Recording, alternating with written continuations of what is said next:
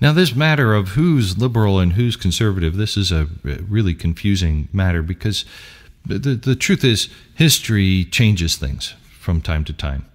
And Republicans start for one thing and wind up being for a different thing, and Democrats start for one thing and wind up being for a different thing, and it's because culture changes, and let's talk about that.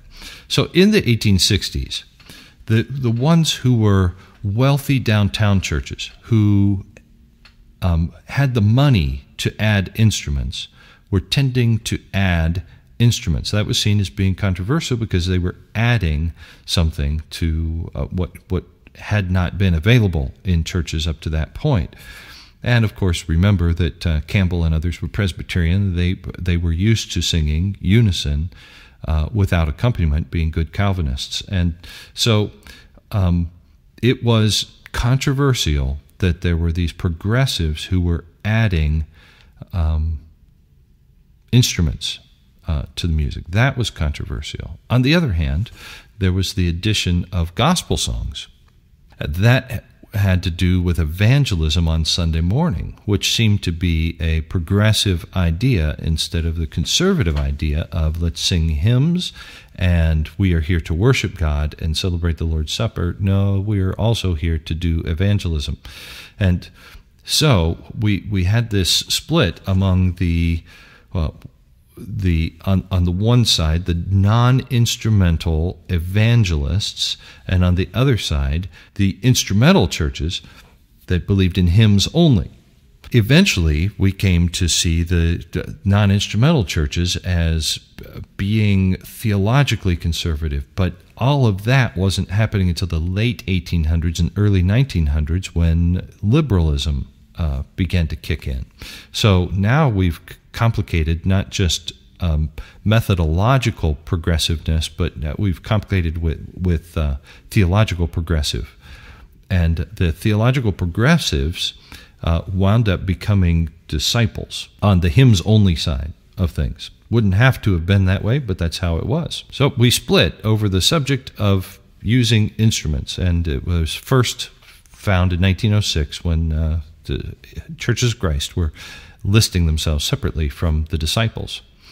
But there came to be another split among the disciples because right about that same time, 1906, was the beginning of 20th century liberalism. And as liberalism was taking over in various seminaries and Bible colleges and so forth, from the early 1900s and up to the 1920s, there was quite a significant difference in how people treated Scripture and how they treated the miracles of the Bible and the divinity of Christ and so forth. And so there were some who were on the liberal end and some who were on the conservative end theologically. Well, it wasn't an official split until the 1950s when the disciples decided to restructure, and by that we mean they became a denomination. And when they did that, they claimed to own some of the buildings of some of these conservatives who were not going along with the disciples. And so there was an official split then, a second split among the disciples, those who were following Campbell. So today, those who still call themselves disciples of Christ and are viewing themselves as being part of a straight line from Alexander Campbell would be the disciples of Christ, who are a less than 1 million now and rather rapidly shrinking denomination, looking into merging with other liberal denominations and so forth. And then there are, on the other side, close to 2 million non-instrumental churches of Christ. And they are rather rapidly growing and doing well. They are theologically conservative and methodologically conservative in that they don't use instruments. However, they do use gospel songs, and in that sense, they are progressives in that they take a more evangelistic approach to Sunday morning. And that second branch is sometimes referred to as the discipling movement, the total commitment movement, the Boston Church movement, the International Churches of Christ. In any case, That has had some influence within the non-instrumentalists, and you might say that there was a split there starting in the 1980s. But anyway, we'll see how official that is. In the meantime, the disciples split with the independents, what we would call the independent Christian churches, or the instrumental churches of Christ, trying to put some distance between themselves and the disciples. Some of the independent churches decided to call themselves churches of Christ. However, they didn't want to be associated with non-instrumental churches of Christ, so sometimes you'll see a sign that says Church of Christ, instrumental, instead of non-instrumental. It's crazy, but what is the centrist movement anyway? But a reaction against the liberalism in the disciples. So Christian churches, independent Christian churches, or instrumental churches of Christ.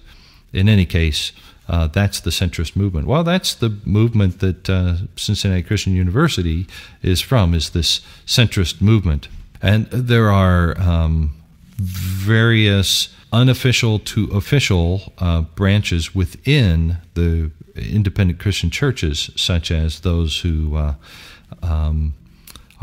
much more open to charismatic gifts, and at least for a time became their own fellowship called Christ Church Fellowship. And once that Michael W. Smith and John Elliott and Amy Grant have been a part of.